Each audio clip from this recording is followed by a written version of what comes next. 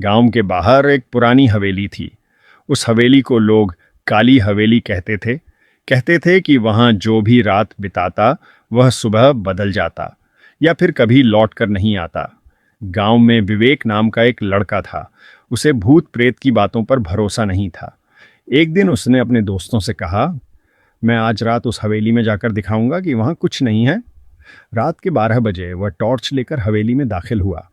दरवाजा खुद ब खुद चर्रर की आवाज के साथ खुल गया।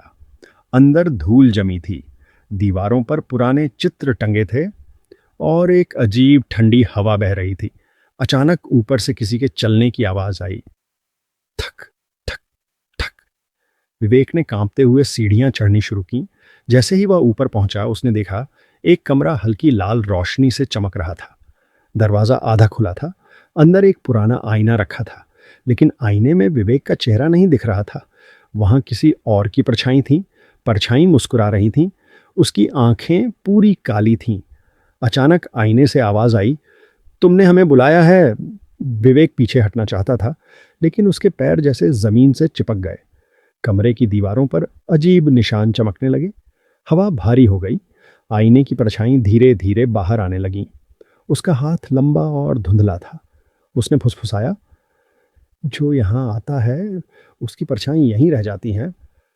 विवेक ने पूरी ताकत से आंखें बंद कर लीं और भगवान का नाम लिया। तभी उसके गले में पहना छोटा सा ताबीज चमकने लगा। कमरे की लाल रोशनी बुझ गई। तेज हवा चली और सब कुछ शांत हो गया। जब विवेक ने आंखें खोली, वह हवेली के बाहर पड़ा था। सुबह हो चुकी थी, लेकिन एक अजीब बात थी। अब जब भी वह आईने में खुद को देखता, उसकी परछाई एक पल देर से हिलती थी, जैसे कोई और अंदर से उसे देख रहा हो। और कहते हैं, काली हवेली आज भी वहीं खड़ी है, अगली परछाई का इंतजार करती हुई